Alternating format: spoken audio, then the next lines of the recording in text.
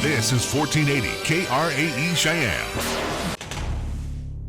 What you are about to hear is a sports talk radio show unlike any other that has ever before been broadcast in the capital city of Cheyenne, Wyoming, USA. This is Cheyenne, Wyoming's Sports Talk Authority. The Wyoming Cowboys, the Denver Broncos, the Colorado Rockies, and the Denver Nuggets. The show is local, it's regional, and yes, the show is national as well. Wyoming Sports Talk Today is on the air.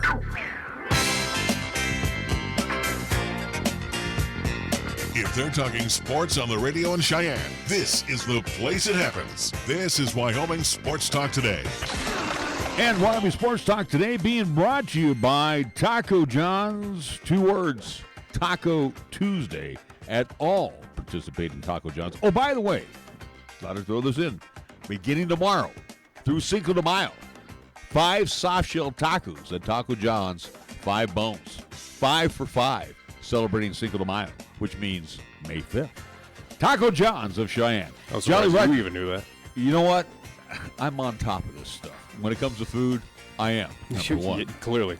Jolly Rogers RV Sales and Service over on Highway 30, your exclusive home for Jayco RVs, fifth wheels, and travel trailers. Again, 18 models on the lot. Gotta go. See you buy. Get some special deals right now. And again, great financing rates on 2019's only at Jolly Rogers RV Sales and Service. Chick-fil-A at the corner of Windmill and Del Range, right across from Menards. And again, Rain City's Place. I got a special promotion going on right now. We'll talk more about that throughout the course of the day. So again, check out Chick-fil-A, 3 squares, breakfast, lunch, and dinner served up 6 days a week at the corner of Windmill and Del Range. Kia of Cheyenne, our good friends over on Nation Way with the 19 model year Kias on the lot.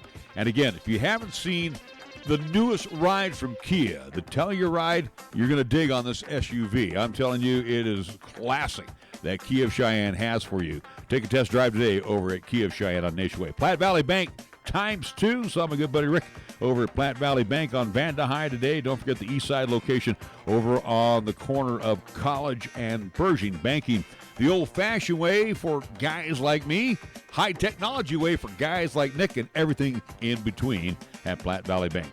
Medicap Pharmacy for all your pharmaceutical needs. You can tell I was around today. Saw my good friend Gene over there. Had a nice chat with Gene. Even picked up my prescription over there, too. Medicap Pharmacy with your doctor's prescription. Let them fill all those medications for you. Explain the medications.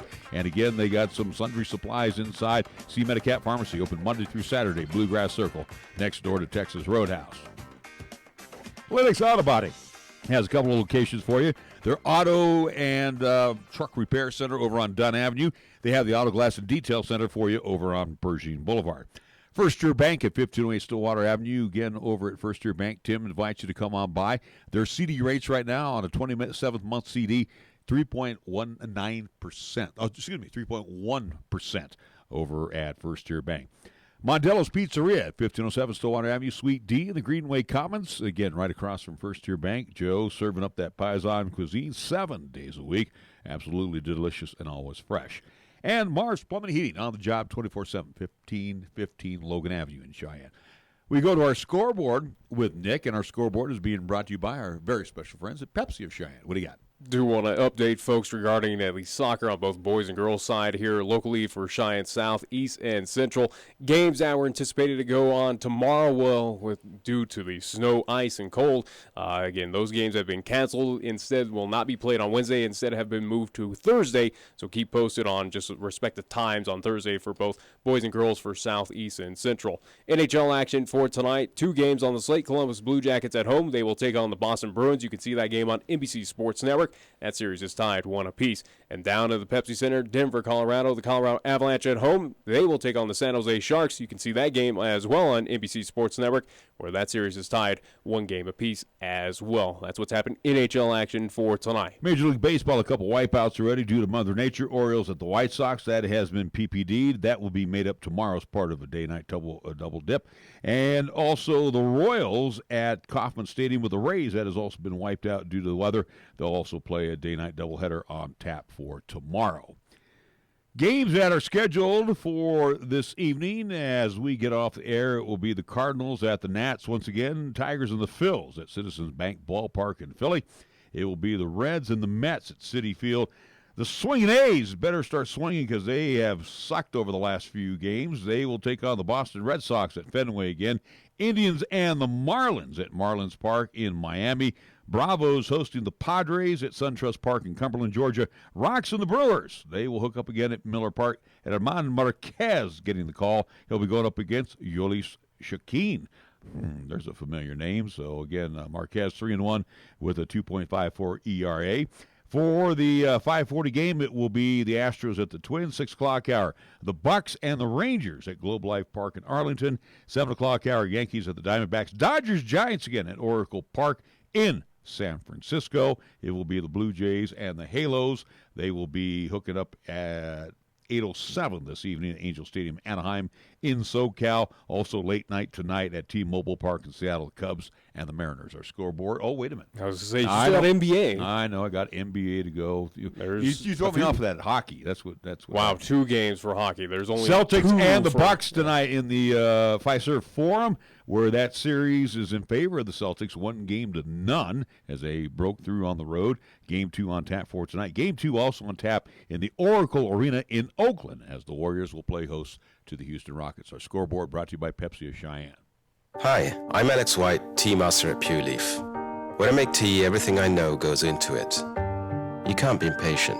When I craft Pure Leaf iced tea, I don't take shortcuts, because I want you to have the same amazing taste of iced tea that I do. So I start with fresh picked tea leaves. Then, after they're delicately dried, I blend and brew them at a lower temperature to draw out their unique aromas. And then I taste and fine-tune the blend for a delicious smooth iced tea. I'd love to have you take a sip right now, but that's one thing we can't do over the radio. But you can experience the same delicious taste of Pure Leaf iced tea anywhere you are. I'm Alex White, Pure Leaf Tea Master. Pure Leaf, our thing is tea. Taco John's presents Olay the Day Pep Talks. Good game, boys. You showed some real fight. Like when Wachowski put that hit on our own mascot. Solid work, son. Okay, Friday was for football, but Tuesday is for tacos. Taco Tuesday at Taco John's. It's a sacred holiday where we eat tacos repeatedly until I get full. Save big every Taco Tuesday with crispy beef tacos for just 99 cents. Get some rest, boys, because come Taco Tuesday, we olay the day. Olay the Day at Taco John's. April is National Distracted Driving Awareness Month, and there are certain types of distractions: manual, auditory, visual, and cognitive. One of the most dangerous forms of distracted driving is texting, which includes all 4. Careful driving requires complete concentration, and texting places you and the drivers around you in a perilous situation, which could have deadly results. Always remember, you drive, you text, you pay. Paid for by Federal Highway Safety Funds. We're starting our 14th year, and we still believe in putting you first by making it easy to own a new Kia vehicle. I'm A.J. Miller for Kia of Cheyenne, and right now, we can help get you into a new 2019 Kia Sportage for less than Honda CR-V, Toyota RAV4, or Ford Escape. The 2019 Kia Sportage comes standard with power-adjustable rear-view mirrors, rear camera display, remote keyless entry, and more. Come into Kia of Cheyenne, call 775-0123, or go to KiaofCheyenne.com. We'll make it easy. Join in for a festive evening of fun, food, and a live auction in Cheyenne on Monday, May 6th at the historic Little Bear Inn, which is sponsoring the Love Never Forgets Gala to benefit the Wyoming chapter of the Alzheimer's Association.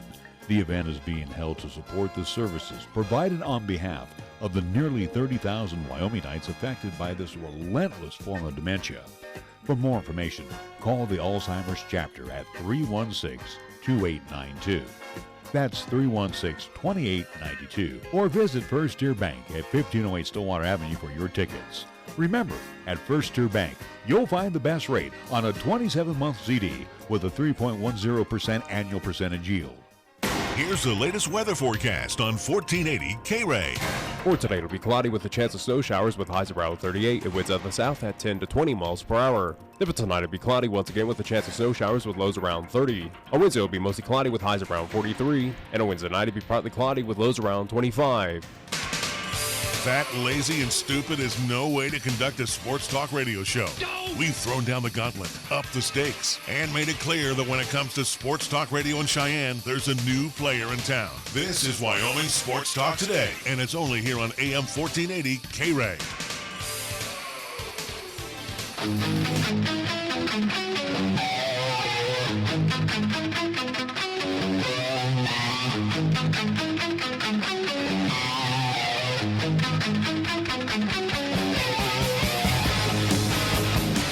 back to Wyoming Sports Talk today. Larry Perlotti, Nick Perlotti, and we're joined by Post 6 skipper Ty Lain joining us after a busy weekend for the Sixers. I say, what a perfect time to talk baseball, where it's negative, it's below 32, it's ice and snow out. It's baseball time here in Cheyenne. You know what? We've played in weather like this, so this is it's nothing new. uncommon in this part of the world, and I'm sure we've played in a flurry or two, and you can relate to that even back in your playing days as well. So, Coach, let's talk about the weekend that was. Again, seeing more looks and, seeing a couple different teams. You saw, obviously, Rock Springs once again. So let's talk about things that you saw on the positive side from your team throughout the weekend. Yeah, I thought, first of all, we pitched pretty well throughout the course of the weekend. And, again, we had a weekend where we threw a lot of strikes and made guys earn it for the most part. And, offensively, we had our ups and downs. We were a little bit inconsistent this weekend, came out in the first game and won a game 1-0, and then got hot in the second game of the doubleheader both days. So we got to be able to be a little bit more consistent offensively. We had guys that had some good standout performances in certain games, but, we need a more consistent approach from our group and defending the field. We had our ups and downs defensively as well. When you make multiple errors in a game, you're putting your team in a tough spot to win, and we learned that firsthand this weekend. So there's things that we can get better at. It's definitely very early for our group, and we haven't been outside a ton, and we're back indoors again this week. So we're going to do the best we can to get our team ready to roll again this next weekend. The thing that probably is going to be the mainstay, and again, you have to have it on every baseball team, is your pitching. But it sounds like your pitching is not so much surprising you because you knew what you had coming back. But it seems like the arms right now are looking pretty good and might be able, in some difficult situations, carry the team this year. Yeah, I think so. And what I've been most impressed with our pitching staff, a lot of them are seasoned guys who've been here, and we knew what they were capable of doing physically. But I've just loved the approach that they've had mentally and how they've attacked hitters and how they trust their stuff. And we've really pitched with no fear for the most part throughout the beginning of the spring. And, that's something with a younger staff that wouldn't come along till maybe halfway through the year. So we're ahead of the game in that department. We just got to get our offense rolling a little bit and start to defend the field at a little bit higher level. Well, looking at this past weekend, as you mentioned, again, 1-0 victory over Jackson, also 2 dominant victories over Sheridan, and also 2 Rock Springs. But the team that was kind of on the radar that we talked about before the season even started, and a team that kind of proved a little bit, or at least has something to prove, and that being the Casper Oilers.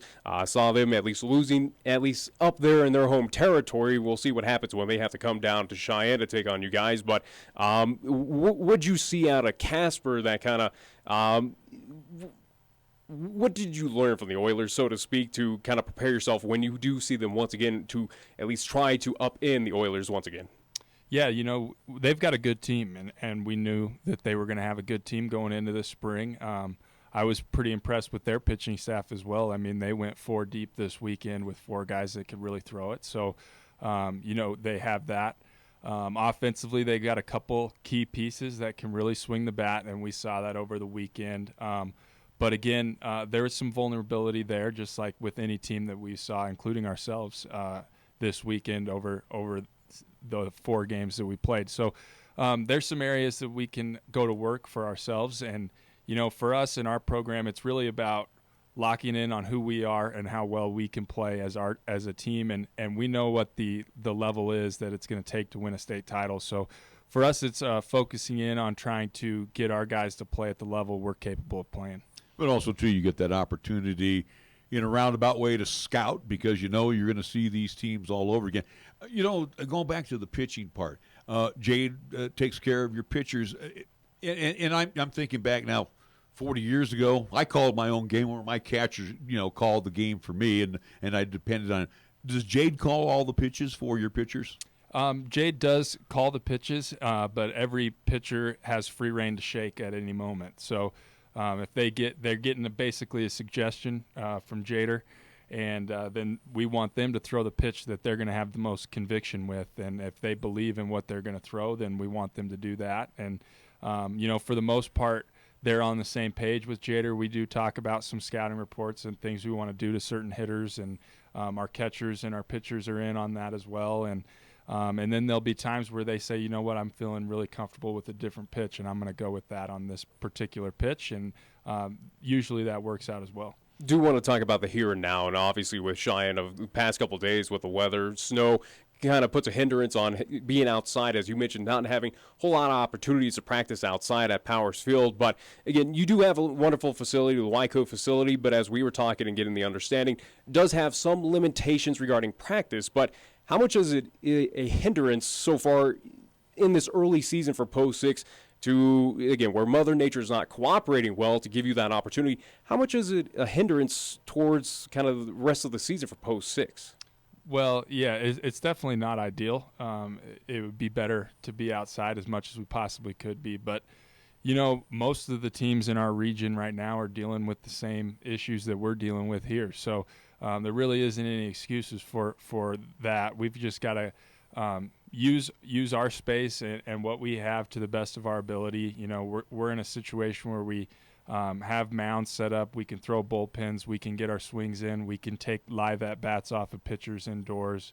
And then we can readjust our setup and be in a situation where we can get ground balls and shorter range ground balls and do some of that work as well. So, it's really a lot better now. If this was 5 or 6 years ago and we're getting this kind of weather, it may have a bigger impact on us. But it's definitely not ideal. We get more work done outside, but our guys are working hard, and we're going to keep pushing to be the team we're capable of being. Are we in a unique situation here in Cheyenne with the Wyco facility being able to practice indoors, or is it something across the state of Wyoming, for instance, of a Casper of the world, Sheridan, Jackson, wherever it may be, Rock Springs? Do those other teams as well, too, have those indoor facilities, or are they able to practice indoors, or does Cheyenne have a little bit unique advantage when weather like this sneaks here into the state of Wyoming? Yeah, there's a couple programs that do have a very good indoor setup. Ours in Gillette has a good indoor setup there. I think Casper was renting out a place, and so I'm not sure if they still have that lease going through May or not. But when they do have the winter time, they have a good setup to work there. And Jackson's building a brand new indoor facility that's going to be really nice, and they'll have a good setup coming up here shortly. So I think we have an advantage because ours is established. We know how to work in it, what we can do and get done, and it's consistent. It's the same place every year. So that's helped us having that indoor and getting it locked down, a consistent place to be. With weather, and again, going to the pitching side, and again, you guys locking in on some pitch counts here early in the season, things that you have to worry about when you get weather that changes on you. I would think with your kids, most of them fastball, curveball, maybe a slider change. Do you try, or does Jader try to get the complement of pitches in, or does he, hey, it's a windy day, let's just stay with the fastball? How do you basically protect the arms? Yeah, depending on weather, we will throw a little bit less if it's cold outside. We like our guys to wear sleeves and keep their arms protected. But, for the most part, we're going to play in some pretty bad weather as well. So there's nothing wrong with working every different pitch, trying to be able to throw a curveball when your hands are cold and have a good grip on your changeup in different situations. So that's something that makes our guys from Wyoming, our state of Wyoming. These guys are tough baseball players, and when they go on to play at the next level, I've seen from experience of being there, there's a lot of guys who don't have to battle conditions throughout their baseball career, and when they do, when that situation arises, I like to think our guys can handle it a lot better. You must be talking about the guys on the left coast. Only they got to battle are waves that are 6 to 12 left coast, feet. the south as well too. They might not even know what snow is at this point. But looking towards this weekend, weather looking to be at least a little improving. Not so much as those highs that we had in the past couple of weekends, but again, it'll warm up, especially where Post 6 will be back in town over at Powers Field coming up this Saturday and Sunday, as you'll have 3 contests over at Powers Field, seeing Rapid City, as you mentioned, kind of your rivals, so to speak, for Post 6, but just give us a little preview of what to expect in this 3-game matchup with Rapid City coming up this weekend. Yeah, Rapid City is going to be very good. Their program is kind of the model that we kind of modeled our program after, starting back in the year late 90s, early 2000s, trying to be able to compete at the level that they compete at. And over the last 5 or 10 years, we've really competed well with those guys. We're right in there with them, and they've won 32 of the last 36 state titles in South Dakota, and we've won 16 of 18 here in Wyoming. So, they're a great program, and we're looking forward to having them in. Last year, both us and them finished in the exact same spot, won 2 games at the regional, finished 2-2 at the regional tournament, which put us both into the Final Four of our regionals. So they're a top-level competition. They're a great opponent. We look forward to playing those guys. So definitely some emphasis coming up this weekend of, hey, we got to beat these guys, or at least kind of show some, regional kind of dominance, so to speak. But for this weekend, again, the 3 games, 2 on Saturday, starting at noon, and then at least the next game around tentative 2:30. Sunday's contest over at Powersfield, again, 11:30 a.m. All 3 games against Rapid City this weekend here in town for Cheyenne Post 6. So, Coach, I want to thank you for coming on in and appreciate all that you offer to us again. And like with me and adding with Nick, we'll try to find little insights to talk about each and every week because, again, talking baseball is one thing, talking about the teams that you play. Well, and again, too, we should also ask this weekend as well. We haven't been doing as we did back in the day, or at least last year. Coming up this weekend for against Rapid City, are we looking at wood bat or sticking with metal? Yeah, we'll do. It's a high-level Legion matchup, so we'll play like we do in postseason with the metal bat with those guys. So we're excited for it. Yeah, and again, very quality program up there. If you've never been to Rapid City, which I've been up there quite often, they let you know what they've done in the past. And again, they are one of the premier programs around the Rocky Mountain region. Coach, thank you so much. When we come back, we're going to talk with one of the players on the team, Max Pedroza. We're back after these words right here on 1480 KRAE. You can actually get something good for your health at a drive-through window. When you order your next prescription from Medicap Pharmacy, call ahead and use our drive-through window. Or you can call for free delivery. You can even log on to Medicap.com and order a prescription refill. Your Medicap pharmacist will call you to make arrangements for pickup or delivery. Medicap Pharmacy will always make time for you. Medicap Pharmacy, 1947 Bluegrass Circle, next to Texas Roadhouse in Cheyenne. Or call 635-3712. You love the Lennox difference, from collision repair to minor nicks and dents.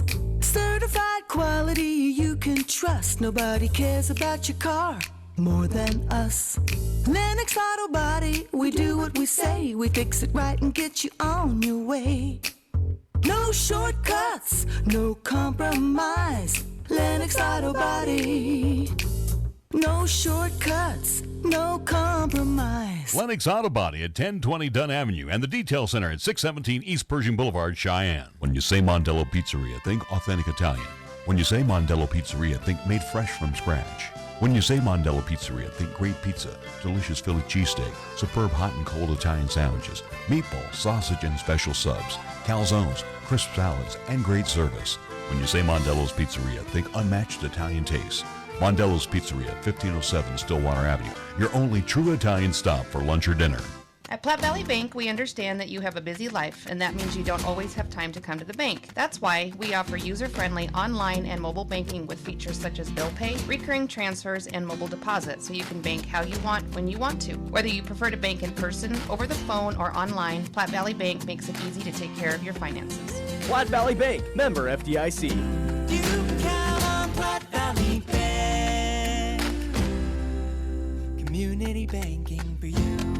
For almost 60 years, 1480 KRAE has been Cheyenne's home for good times and great oldies. Add to that live play-by-play sports featuring high school football and basketball, along with LCCC men's and women's basketball. Now combo that with KYOY FM and you have Cheyenne and the area's only locally owned AM and FM radio stations. But we don't stop there. We also have 2 FM translators which serve the area with programming from both KRAE and KYOY. And that equals a lot of bang for your advertising dollar. Radio yesterday and now today, along with our websites, web streams, and digital ventures, makes us your one-stop shop. For more information, please call Don Morris at 307-637-0301. We're taking Cheyenne, Wyoming Sports Talk Radio to a whole new level.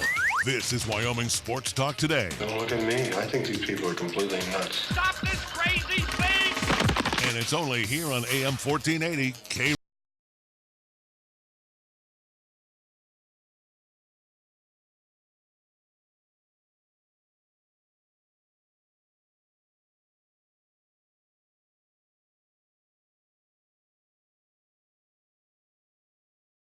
We're back on Wyoming Sports Talk Today. We introduce everybody to Max Pedroza, part of the Post 6 squad. And Max, it's time to break out the resume. First off, what positions do you play? I catch and I also pitch. So you know the drill, especially with catching and pitching. That's almost beneficial. Where again, both sides of the ball, so hey, well, I need to compliment a pitcher in this way, or at least open up the glove, or show off, whatever's coming up, and then say for at least pitcher of, hey, I know I need to hit the mid. That's not too bad of a at least combination. But do you kind of prefer one or the other? Do you rather be a pitcher or rather be a catcher? It's a bit hard, but I love each one pretty much the same. I've been pitching for as long as I can think. And when it comes to catching, though, it's pretty new to me. I'm only doing it for about a year, but, as I keep growing as a catcher, I'm starting to like it more and more and just kind of liking, what catchers do on the field and how they lead. How many years have you been with the Post 6 family? We know that they have the kind of developmental stages to get to kind of the varsity level, but what year, so to speak, are you within the Post 6 program? I've been with the Post 6 program since freshman year, so this is going to be about my fourth year being with the program. Each year has been just great, and developing with Coach Lain all those years has been just phenomenal. And I think getting into this final year is just kind of it's it. But still doing the school thing? Oh yeah, school. Honestly. Now, where are you going? I'm going to Cheyenne East. East, so you're going to be graduating here, and getting that fever to graduate right now. Oh yeah. unless they don't delay it due to snow days or something like that. But either way, though. So again, at least senior year with Cheyenne East. We know that you play baseball with Post 6, but do any other at least athletics there for the East High T-Birds? No, not for the East High T-Birds. Baseball has basically been my main sport since freshman year. I didn't really kind of branch off to any other sport and kind of compete in those other ones. It's always been baseball. So obviously, with the Legion program, it's been good to you, and again, you're going to get out of school here. What's next for you? The next step is college down in Oklahoma, Murray State Community College. I'm going to play down there as both a catcher and a pitcher. Very excited for that, just kind of show what I've done here and take it there initially, just kind of show them what I've done and kind of bring them, the kind of grit that I have here with Cheyenne Post 6. Well, that's definitely at least good to hear that, again, you'll be moving on, continue on doing something that you enjoy, especially on the JUCO side. But focusing on this season right now for Post 6, obviously your final year with the Sixers right now, not saying a whole lot rides on it, but have you set any kind of goals for yourself this season? Again, you've already committed. You're already moving on to the next level, continuing your baseball career. But have you set up any goals for yourself for this season? Not particularly. Mainly, I'm just kind of worried about the team developing. As we kind of move closer towards the end of the season, and when it comes to me personally, I don't really think about it too much. It's usually, what's the team going to do next? What's our next step as a team? How are we going to perform the next pitch, next game, next tournament? We're talking with Max Pedroza for Post 6. Max, and I like the part where you said, hey, you catch and pitch. Been there, still do it. Mm-hmm. And I enjoy the catching part now because I feel that I help the pitchers because, I'm still studying, and I'm, you came up in the first inning, you doubled off a fastball. You're up in the third inning. We're going to make sure we're not going to pipe you a fastball again. Do you feel like you're out there? And again, you got to keep your eye on the whole field at all times. But do you feel like you're helping your pitchers out by setting up different targets for them, or do you keep in contact with Coach with Jade Lain? Do you talk to him a lot by, hey, Coach, we set up here and he hit that? I mean, are you always kind of sharing notes, so to speak? Mm-hmm. Yeah, with Jade, I do. We're always talking about, what we can do our next time or next, I guess, approach towards a specific player on a team. And we're always talking, what he tends to do as he hits, what he kind of fails to do as a hitter. And, we're always talking here and there. And then we're also talking about, placement of the ball, why we do it, what's he going to do, what's expected of him to do during that pitch. And me and Jade really just, try and connect better and better, each I guess, game. Well, and it's also important flipping it around on the other side, because you being a pitcher as well, you depend on your catcher. You depend on your catcher to, set up zones for you and let's try to nibble some corners. But do your pitchers feel comfortable with you behind the plate? They do. They definitely like how I set up and how I, talk to them, how I feel what they should be doing as a pitcher. I'm always in connection of, what they're feeling, what they're feeling up there on the bump, and I'm always communicating. That's the biggest thing when it comes to that catcher pitcher connection. The battery is always the biggest thing to have the best connection. And yeah, each individual pitcher that I've, I guess, been with, they've always loved what I do as a catcher, and how I work hard back there for them. Absolutely, at least for you, Max. Looking at this past weekend, as we talked with manager Ty just a few minutes ago, where he gave his thoughts on what happened this past weekend up in Casper. But from a player perspective of what you saw on the field, those 4 games against teams that you'll see once again throughout, whether it is throughout the season or in postseason play. But what were your takeaways from this past weekend of the games that you got to be a part of? I think we definitely came out really cold. I think, some nerves kind of hit a few different players out there on the field, and I think that's what kind of just didn't really get us rolling. And I think if we, I guess, came together better as a team and kind of, gave a little bit more grit out there, I think it would have definitely changed, obviously the score, but kind of the atmosphere of the whole game, of us controlling it. And it definitely happened during that second day, too, against Casper. We just didn't come out there with, meaning or intent to, go out there, play hard, play clean, and, go out there and battle. When you have those slow starts to games, and obviously it's early into the season, still kind of a filling out process of what's going to kind of work for this team, but whether it's you or just a team in general, how do you guys kind of overcome that? Is it just kind of fiery, at least getting people hyped up, so to speak, looking towards one veteran, at least leadership on the team? I mean, what do you do to get out of that kind of funk, so to speak, and get rolling?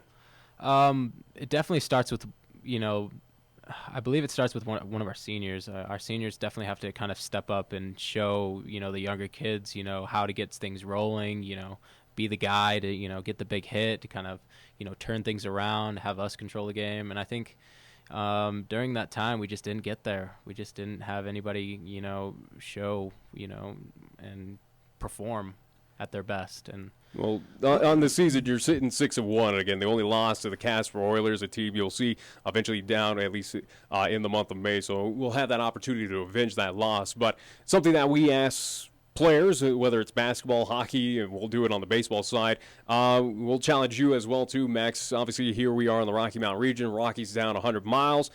But, however, we got swerved last week with a Dodger fan. But what's your MLB team of choice? I'm a San Francisco Giants fan. There we go. That's what I like to hear. Yeah. He's on it.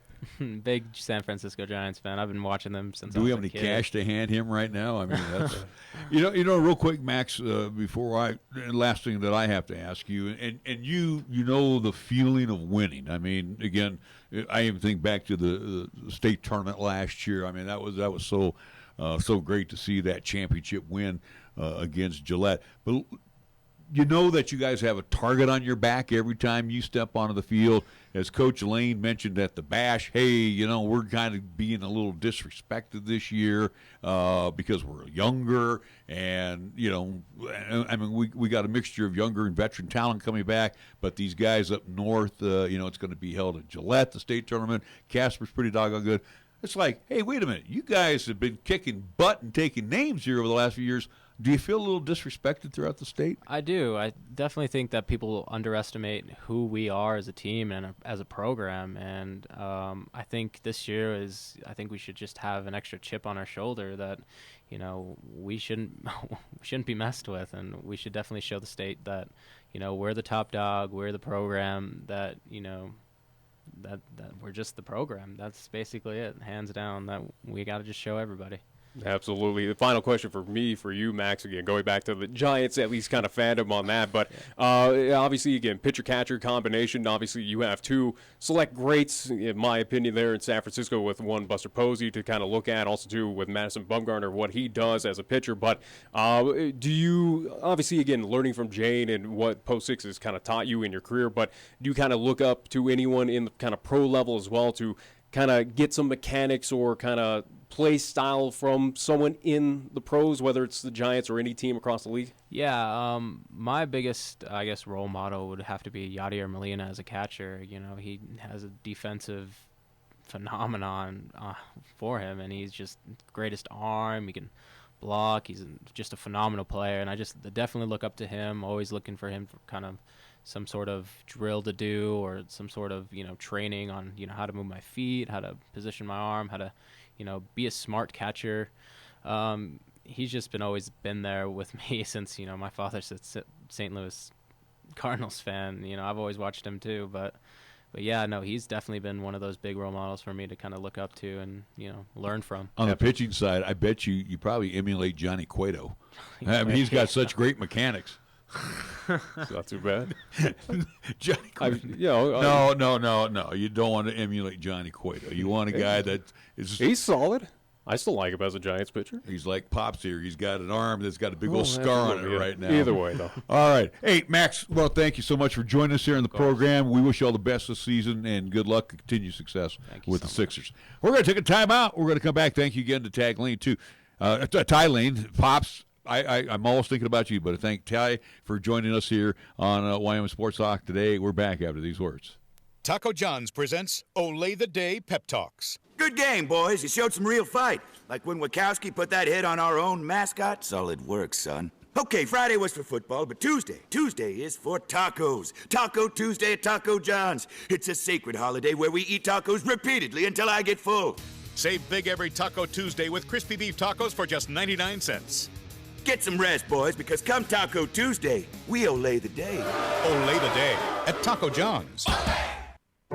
There's a place where possibilities are boundless, where curiosity runs rampant, where exploration becomes opportunity. With Laramie County Community College, you can discover the best version of yourself. It's time to take on new challenges, to enrich your life, and to create the future you deserve. Your story unfolds. Laramie County Community College. Apply today. Visit lccc.wy.edu/yourstory. Right now, it's time to head over to Jolly Rogers RV Sales, Parts, and Service for low prices on outstanding RVs in Wyoming. Your local, exclusive Jayco dealer wants you to check out their closeout deals, as well as their 2019 inventory of trailers, fifth wheels, and toy haulers. You can save up to 30% on select models with approved credit. You can find them at 6102 East Highway 30. Jolly Rogers RV Sales, Parts, and Service is a proud sponsor of LCCC men's and women's basketball, also our local high school teams too. Chick-fil-A is a proud supporter of our high school athletes at East, Central, and South. May the school year bring success to all of you. Before you start your day, stop by Chick-fil-A for a hearty, delicious, and satisfying breakfast. Only at Windmill and Del Range. Breakfast is served Monday through Saturday from 6 in the morning till 10:30 a.m. Breakfast with Chick-fil-A, the most important meal of the day at Windmill and Del Range. Here's the latest weather forecast on 1480 KRAE. For today, it'll be cloudy with a chance of snow showers with highs around 38 and winds out the south at 10 to 20 miles per hour. Then for tonight, it'll be cloudy once again with a chance of snow showers with lows around 30. On Wednesday, it'll be mostly cloudy with highs around 43. And on Wednesday night, it'll be partly cloudy with lows around 25. You bleed brown and gold? So do we. Wyoming Cowboys football and basketball is always front and center on this show. This is Wyoming Sports Talk Today, and it's here on AM 1480 KRAE.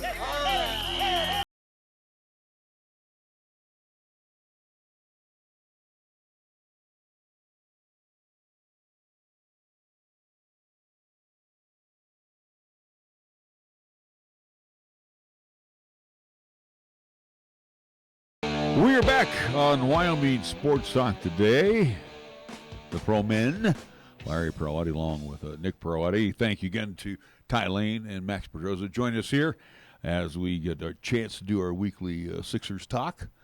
Sixers talk, extreme talk, and yes, I have at least outreach to the Cheyenne Mustangs. We have not forgotten about the Mustangs, but again, with their issue right now with the trying to get their official manager into town, again, still down in the state of Florida, we're trying to at least get some coaching staff member from some representation for the Mustangs to join us. So we have not forgotten, and we're going to try and do the same thing with the Cheyenne Mustangs. So we have not forgotten about them, but right now we are just kind of laying in wait right now. Hopefully we'll be able to talk with a representative coming up this week as well. Speaking of the Sixers, how about the 76ers last night as we do a little review in basketball as the 76ers broke through on the road? Yeah. To me, that's a huge win in this series. I think this is another one of these 7-game series. The Raptors still have yet to prove to anybody that they're one of the upper echelon teams. They kind of peter out right around that second round. They certainly do. 76ers, I thought they were the better team last year. I thought they had at least chance to make it and represent the NBA Finals. 76ers are showing right now that they can this season. They certainly could take on at least Boston or Milwaukee, if one of those two come out, or which one of the two come out. But 76ers right now, they do look like the best team in the East, in my opinion. They took care of business, again, on the road against Toronto. You think 76ers are the best in the East? I think so. I disagree. I'd say Boston is. And I say if Boston... I don't see it Boston. I really think it'll be a good series. I think they were playing a little bit of possum during the regular season, and I think now they've kicked it into another gear. It's playoff time, and that or either the Bucks, who were not tested in the first round, just came out kind of flat in that at least first game. If Boston wins tonight, series over. If Boston picks up another road win, if they win in Milwaukee, they did it convincingly game one. As much as that is.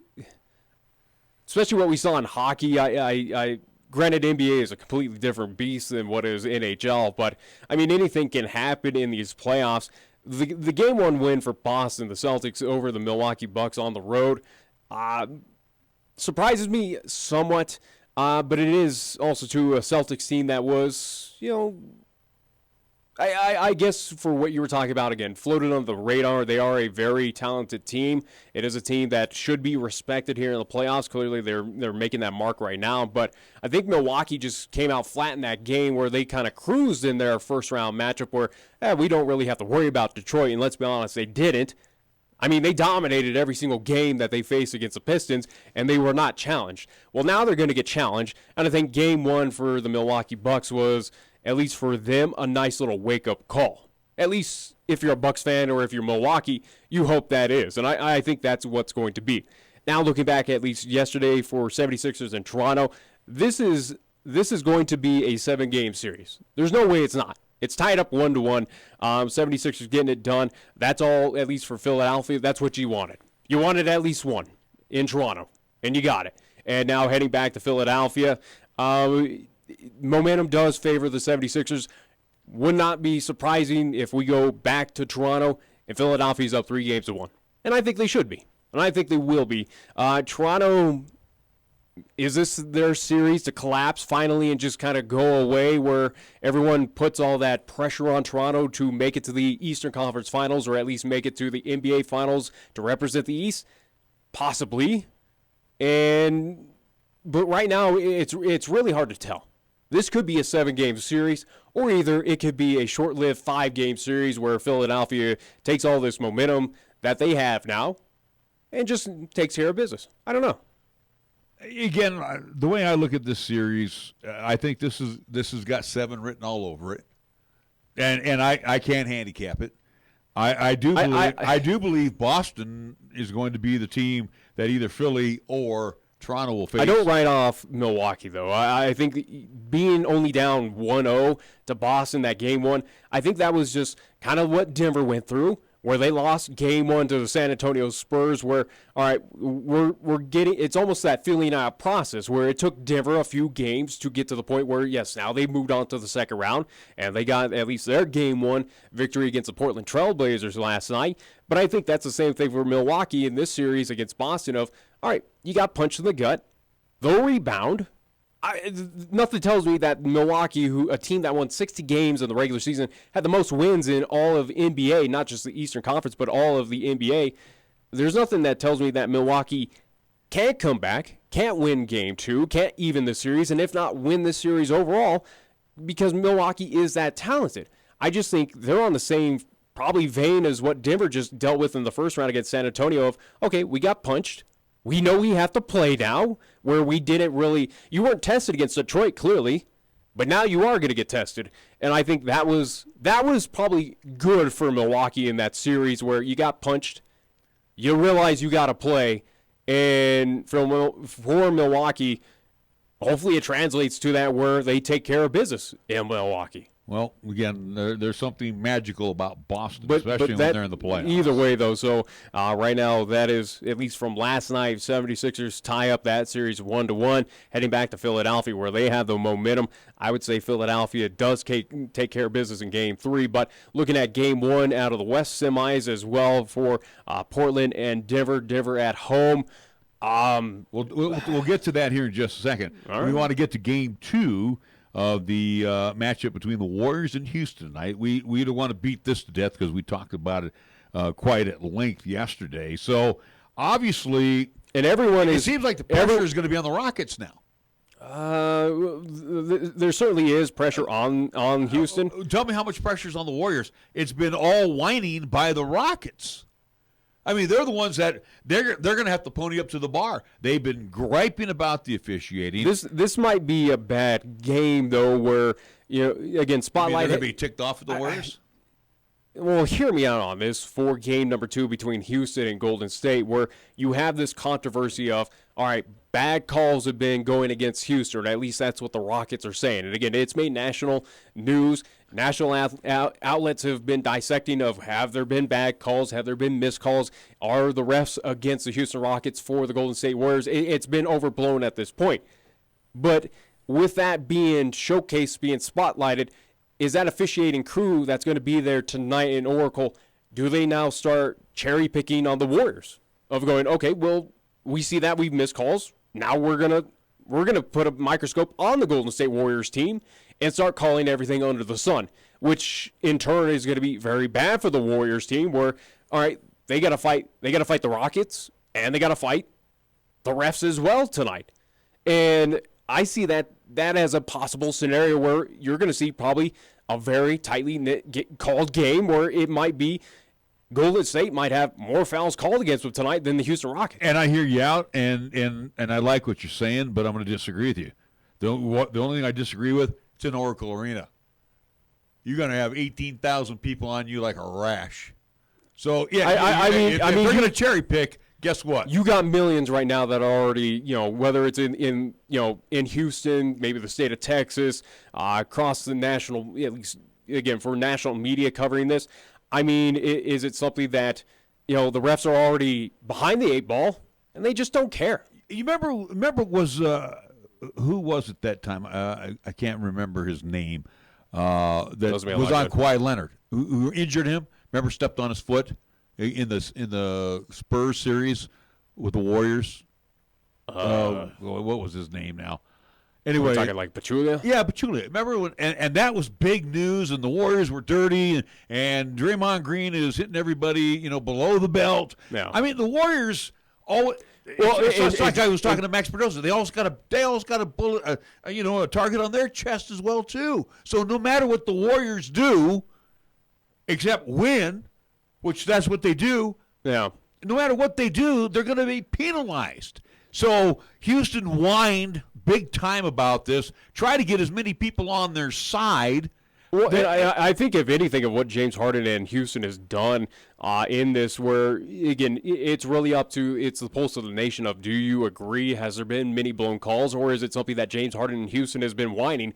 And I think right now what we're seing is actually more people are going against the Houston Rockets of saying, you guys are whining at this point. You're complaining. You're basically crying wolf, and it's going to come at least in the back end and bite you in the butt. Last year, you go back to last year where Chris Paul was injured for Game 7. Hey, I didn't hurt him. Yeah. He didn't. Again, you're supposed to pony up to the bar. You got to have to play at 75% if you can. Yeah. It's the Warriors. Game 7. He couldn't answer the bell. They lost. They lost the championship. Yeah. You and me sat here and said, whoever wins this series is definitely going to be the next NBA champion. Oh, yeah. We didn't lie about that, did we? Here's what I'm saying tonight. And that's where Houston says, hey, in that Game 7, even with Chris Paul being out, we felt like we should have won that game due to the disparity in the fouls called, where it was basically the refs and the Golden State Warriors against us. And again, they came out and complained about this. It was in the GD Toyota Center. No, that's what gets me. I'm just saying, though, where Houston has basically been crying wolf. And, again, it goes back to Game 7 of last year, and it's continue on this season where, obviously you want to try and do everything you can to basically upseed the Golden State Warriors, the dynasty that they are. And right now it is something where I feel like, obviously, again, where we are at Warrior fans, but I think you're starting to see the nation start to turn their backs towards Houston, or at least ignore what they are. Because, again, it does seem like they are crying wolf at this point of, You're complaining about nothing, or you're trying to find the easy way to beat the Golden State Warriors. Well, no one's going to respect that.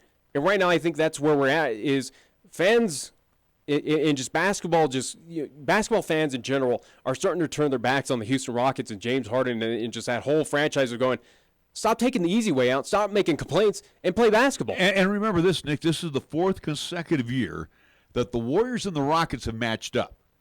Now, if I go back in time, and it's either the second season of the playoffs or the first one, that Steph Curry didn't even play in most of the series against Houston because he was injured. I think it was the knee. And the Warriors made short work of Houston. Well, Houston goes out and gets Chris Paul. And again, Houston has made some good moves. But also, too, the Warriors, they have latched on to the likes of KD, even though DeMarcus Cousins is out right now. They also he's not out right now. He's out for you know what I'm saying. He's injured. He's gone. But and then they've also shored up defensively. They've drafted really well. So their draft really hasn't mattered at this point because again, I know, but I'm just you have 5 superstars on that court. I know, but I'm just saying though, you have guys that can come in and spell the regulars. Yes and no. Their bench does have that's why you always have Iguodala on the floor. You always have a leader on the floor with them. Well, Iguodala is certainly that 6th man, again, with also, too, again, Sean Livingston of what he can, maybe a Looney off of the bench. You don't know what to expect. But, again, the bench for the Golden State Warriors is definitely not. They're not going to win games. The end-all, be-all. Absolutely not. You're not relying on them. You shouldn't rely on them. But again, they can give you solid minutes. But we have seen where that bench has come up short in costume games as well. So, but for the Golden State Warriors, right now, very curious to see how this game plays out. Will refs call this very tightly? Call everything under the sun? And I think that could be a possibility, just to appease the Rockets in one game, saying, hey, we did, and here's the end result. Now, if it is something where the game slows to a crawl, everyone is getting fouled, whether it's Houston or Golden State, refs just say, hey, we're calling everything. And, for instance, if Golden State wins this contest with all those added effects to this contest, basically, hopefully that is the moment where Houston or at least that is the shut-up moment for Houston of going, refs did everything you wanted. You still lost. Now go away. Or at least kind of just play the rest of these games, eventually lose to the Golden State Warriors, and move on. Because right now it is, for the Houston Rockets, what this franchise is trying to pull right now, it's ridiculous. Well, it is them trying to find some excuse, some way, the easy way to beat the Warriors. And it's tough enough, too, that you got to beat the Splash Brothers. You got to beat KD. You got Draymond Green out there who's who's working the floor better than Meadowlark Lemon did with the Harlem Globetrotters. And you know what the first thing I would do tonight? I'm Steve Kerr. You know what I would do? I would tell Draymond, work Paul. Get him fired up. Get him out. Because you know he's lost. That or either Harden. No, I would go after Paul because he's the one that's under the gun. And he's under more pressure because he's already been fined. I think who's under more pressure is probably Harden. Well, I'm talking about to stay calm. And Paul's kind of Harden can lose his cool I know, too. But Paul's a hothead. And he's already proven it. So and again too, if you have two entities. But on if you team. get Paul out of the ball game again, I think he's going to be gone for the rest of the series. Probably. Again, you certainly could frustrate him to the point where he's just not the same player, and that would probably be the best course of action. But right now, for Golden State, all you could do is just play basketball. I would assume that Steve Kerr has probably talked to his team of saying, "Hey, I anticipate this is going to be tightly." Don't get involved. Keep your mouth shut. That's basically what he needs to say. Keep it shut. Keep it somewhat clean. Don't do anything aggravating. Again, try to keep the fouls, or at least extraneous fouls to a minimum, because I would not doubt that this game coming up tonight is going to be closely called. It is going to be so tight-knit. It is going to be something that just slows to a grind. And granted, that pace, that style, doesn't favor either team. It really doesn't. Golden State, fast-powered. Same with Houston. They're high-powered offense. They like to get down very quick, get those plays under the way pretty fast, and it doesn't help either or. And I think that is the game to expect tonight, where you're going to have a lot of whistles called. I would not doubt.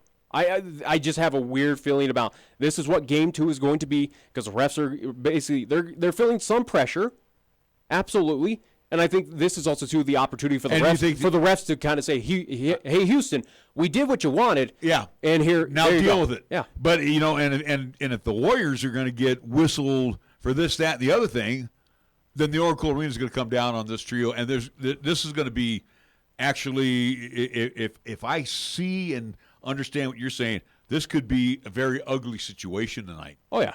And I think it will be. I think it will be. I would hope the NBA office said, you guys continue to do what you do. Like I said, the ideal situation for tonight, where it would appease, obviously, us as fans, and then also, too, probably the nation, or at least just basketball fans and just pure general. I think if you get that slow-paced game where every call is getting at least scrutinized, you're getting every play at least closely watched with a magnifying glass, whistles are being blown, it's slowed down. But however, the Warriors come away at home and win the contest, go up 2-0 against Houston Rockets. What better way of a kind of bigger middle finger to the Houston Rockets in that franchise of what they've been polling so far and saying, hey, you got what you wish, you still lost, now go away. Hour number 2 headed your way here with Denver Nuggets. Matter of fact, after we get done with our scoreboard and our sponsorship with Pepsi, we're going to have Mike Malone's comments from last night's win as the Nuggets in the can beat the Portland Trailblazers. We'll talk a little bit about that game as well. Nuggets 121, Trailblazers 113, and the Nuggets lead that best-of-7 series, 1-0. Game 2 also in the can for, I do believe it's tomorrow night, that they'll match up again in the Pepsi Center. We will have Coach Malone's comments coming up here in about 5 minutes. This is 1480 KRAE Cheyenne. Also being heard on translator K266CC Cheyenne at 101.1 FM.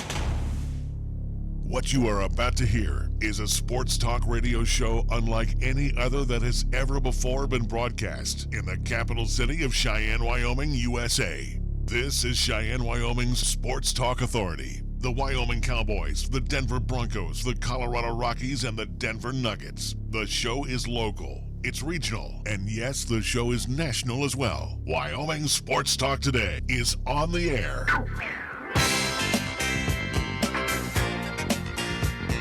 If they're talking sports on the radio in Cheyenne, this is the place it happens. This is Wyoming Sports Talk Today. And before we talk sports, we got some fine folks we want to say thank you to because they make the program all possible.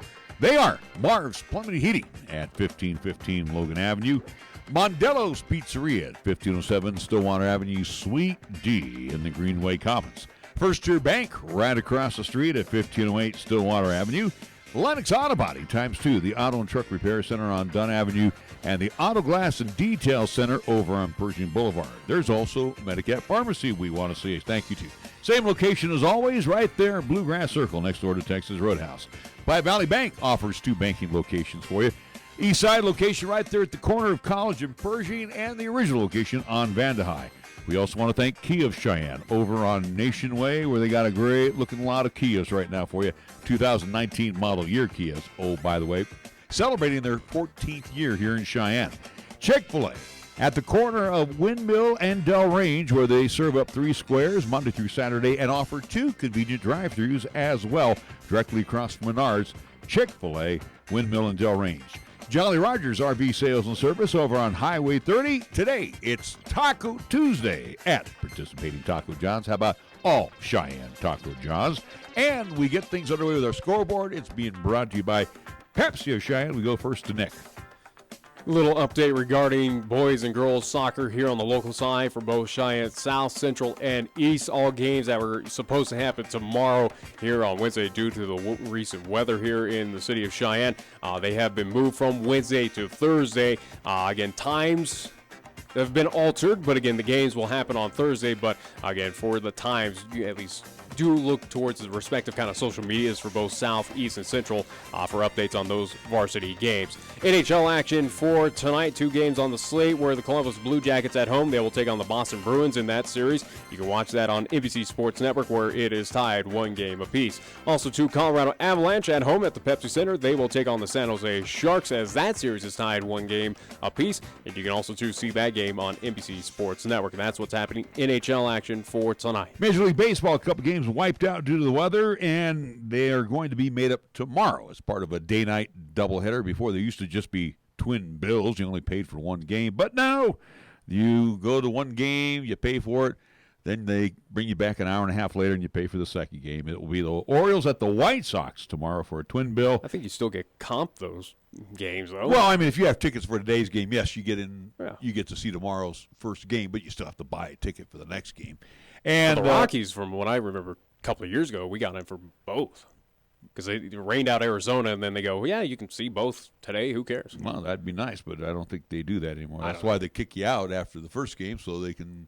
I remember seeing 2 games in a day, recent down in the Rockies, but whatever. We're talking the White Sox, and we're also talking the Royals that need the cash. So it will be the Rays and the Royals wiped out today, part of a day-night doubleheader at Kauffman Stadium for tomorrow. All right, we move on to the schedule for this evening. When we leave, it will be the Cardinals at the Nationals, Tigers at the Phils. It will be the Reds and the Mets. Athletics in Fenway to take on the Bo Sox. Cleveland at the Marlins. Padres will take on the Bravos. Rockies and the Brewers, 5:40 from Miller Park. Herman Marquez got up against Yoelish Shakeen. That should be a pretty good matchup this evening at Miller Park. It will be the Astros and the Twins at Target Field. 6 o'clock hour have the Bucks taking on the Rangers, Pirates in Texas at Globe Life Park in Arlington. 7 o'clock hour, late 7 o'clock hour, Yankees at the Diamondbacks at Chase Field. It will be the Dodgers and the Giants in San Francisco at Oracle Park. 8 o'clock hour have the Blue Jays against the Angels, and the late game will have the Cubs and the M's at T-Mobile Park in Seattle. On the NBA schedule, it's Game 2s for this evening as we see Milwaukee. In the Fiserv Forum, they will host the Boston Celtics, with the Celtics leading 1-0 in this best-of-7 Eastern Conference semifinals. The Western Conference semifinals from the Oracle Arena. The defending champion Golden State Warriors will host the Houston Rockets, with the Warriors leading this best-of-7 1-0. Our scoreboard is brought to you by Pepsi of Cheyenne. When we come back, we will hear comments from head coach Mike Malone of the victorious Denver Nuggets last night in the can at the Pepsi Center. Yo, this is your cup holder talking. You know me, the little round thing between your car seats. Now, listen, we need to talk. Now, I normally have a nice cold bottle of Mountain Dew in me, but at the moment, I'm empty. That's right, no Mountain Dew. Nothing in here but a couple of quarters and a dime. A fully capable cup holder like me just carrying your loose change, it's embarrassing. Look, I'm not made for loose change. I'm round like a bottle of Mountain Dew. glistening, cold, and delicious. I'm made to keep Mountain Dew within reach at all times, so you're never far from that incredible bold citrus kick whenever you need it. Just inches from your hand. So find the store already, grab some Dew, toss it back, then place that bottle where it belongs, and put that loose change back in your pocket. Mountain Dew. Do the Dew. We're taking Cheyenne, Wyoming Sports Talk Radio to a whole new level. This is Wyoming Sports Talk Today. Don't look at me. I think these people are completely nuts. Stop this crazy thing! And it's only here on AM 1480 KRAE.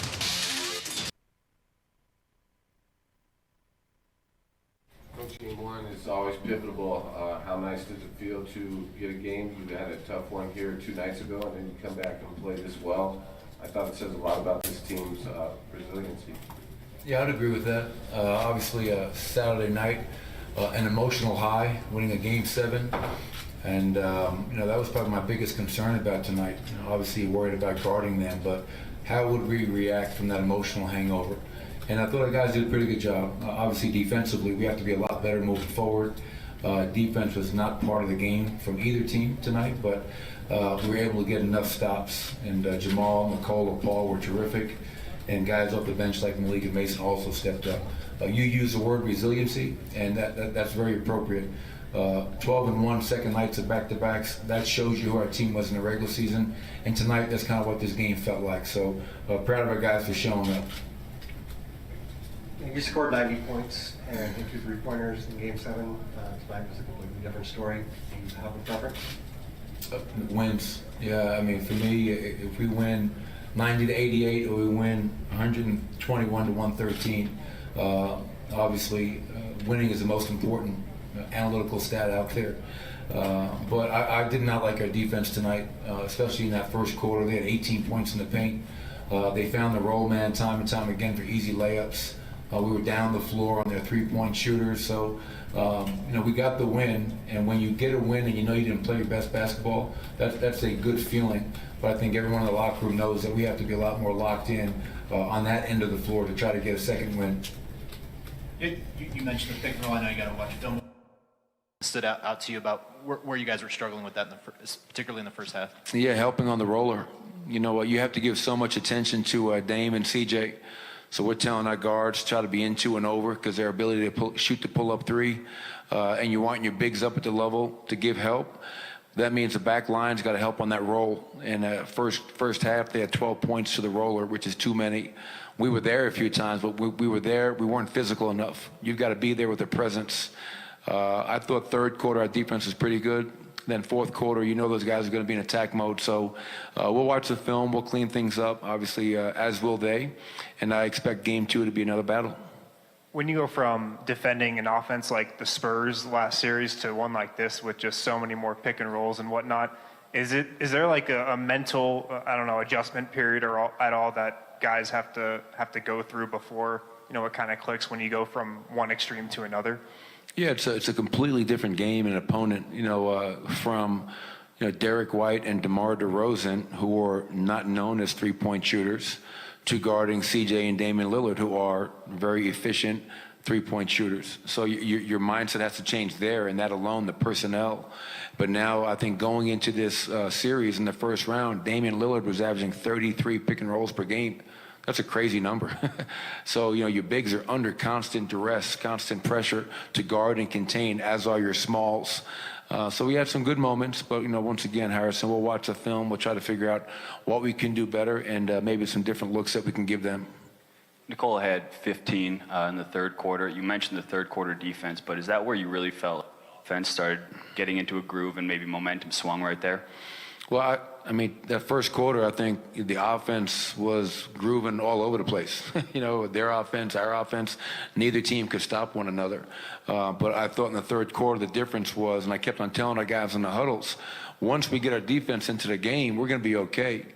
And the first team that actually gets defense into the game will be the team that wins. So third quarter, much better defense, and our offense was able to play at a high level, and that carried over into the fourth quarter. And, with those guys, that backcourt, they're never out of a game. So the clock is moving slow. But again, I thought Jamal Murray, 8 assists, no turnovers, 1 turnover rather. Nicola had 6 assists, 37 points, 9 rebounds, and Paul Millsap was a problem for them, and they started double teaming him in the post. But, hell of a win, way to start it off. San Antonio, we gave away game 1. At least we started this series off right by winning at home. You mentioned Paul Millsap getting doubled. It seemed like you forced that issue. They doubled him. You then started working the pick and roll. They started making adjustments on that. You went back to Paul, got Gary out. Is there a point now where versus the Spurs series, you guys have come to understand how to counter what the defense is throwing at you better? Yeah, and we've seen so many things, like with Nicola. He's seen every conceivable coverage this season in the playoffs. With Paul, we felt we had something going into the series, and they had to react to it, so they started double teaming, to your point, Matt. Even with Jamal and Nicola in that two-man game, that's really hard to guard, just like it's hard to guard Kanter and Damian Lillard. So yes, we feel no matter how teams are guarding us, if we play with pace, we space the floor correctly, we can counter whatever the adjustment is, because we're a very unselfish team that moves the ball. And anytime any defense wants to put 2 defenders on the ball, somebody's open, and we find the open man, and hopefully you make the shot. In Game 7, I think you played Joker about 108 minutes. Close to it. Yeah, 4 minutes left in the first half. I think he turns to the bench and basically says, I'm tired, or you took a timeout right then anyway. But he got stronger as the game went along. Explain that for me. Yep. Well, I think it's just a young player understanding the stage, the moment. Once again, I played him 41 and a half minutes tonight. It's a lot. This is 8 games now where not just the minutes, Kiz, but everything that is being asked of him within it, offensively and now defensively. So we try to mix up our matchups, put him on a Minu so maybe somebody else could guard the pick and roll a little bit. But I think it comes down to Nicola embracing the moment, and he's showing, maybe he's a lot tougher than any of us thought. To play that kind of minutes and to play at that level is really remarkable for such a young player going through it for the first time. And all season long, you've heard me say it, but we never use fatigue as an excuse. We never use any of that. We're a no-excuse team, and I think Nicola's a great example of that. But Jamal had 8 assists and 1 turnover. Just what have you seen from him in terms of his development as a playmaker, and where he's at now compared to when he took over as starting full-time point guard? I think a lot of times Jamal and most people would think of him just as a scorer. And, many times I remind him that he's more than just a scorer. He's not a specialist. He can impact the game in so many ways: playmaking, defense, rebounding, whatever it might be. And the way that San Antonio played him in pick and rolls like they're playing him in this series, he's got great opportunities to find that pocket pass to Nicola or get downhill and make that little mid-range shot. And those two have that great on-court chemistry and synergy where they play off of each other so well. So yeah, he's definitely grown in that area, understanding, making the right play, the good pass, not forcing it, not jumping in the air to make a pass. So once again, we knew coming into this series we had a great assist-turnover ratio as a team. But for Jamal, your starting point guard, to go 8-1 is phenomenal with 23 points. Yeah, Mike, Lillard didn't really get off any of his logo threes tonight. How much of an emphasis did you put on your pickup points, and how pleased with how well you guys executed that? Yeah, that was a really big point of emphasis. And I thought Torrey Craig, who was on him for the lion's share of the game, did a phenomenal job. Somewhat of a catch-22, because when you pick a guy up over half court, they started setting screens up the floor, trying to unleash Damian downhill.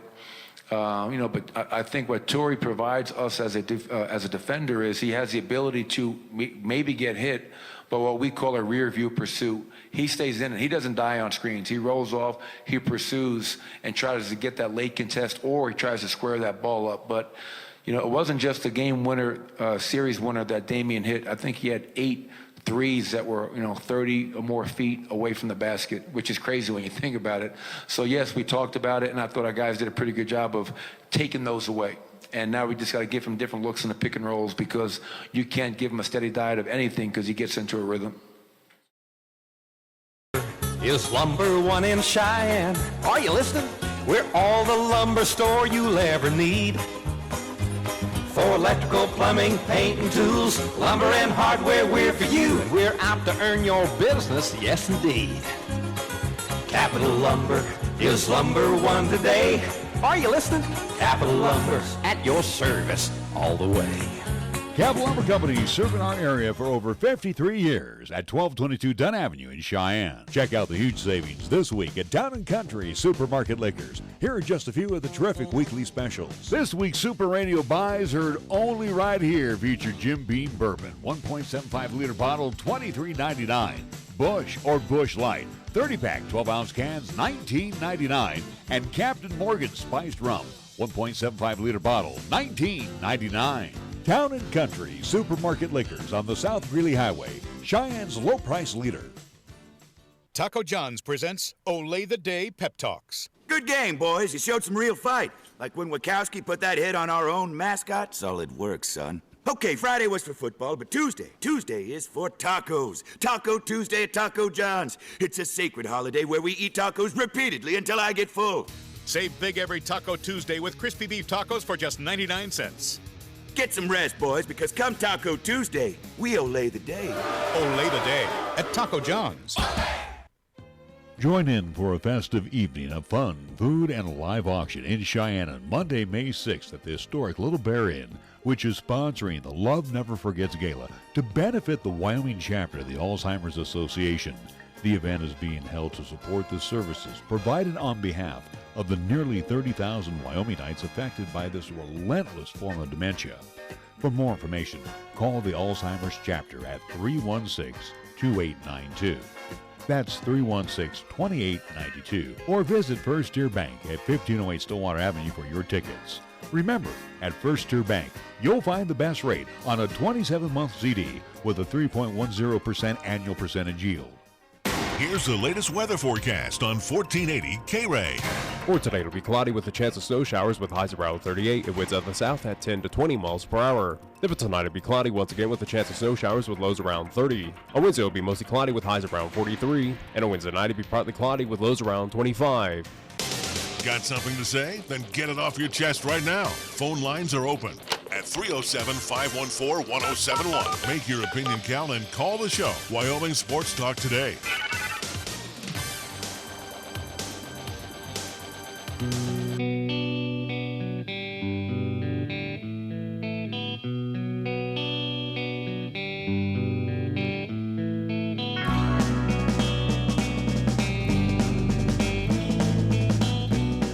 Well, as we take a look at playoffs right now, especially down the road, 100 miles to the south, you have to. You have 4 days in a row of it, as yesterday with the Nuggets, at least tonight with the Avs, tomorrow with the Nuggets, and then Thursday with the Colorado Avalanche. So for Denver, for the Mile High City, you got 4 days. The Pepsi Center is going to be packed 4 days in a row. How about that? I'm looking at here with both the Nuggets as well as the Avalanche, and we'll go to the Nuggets first.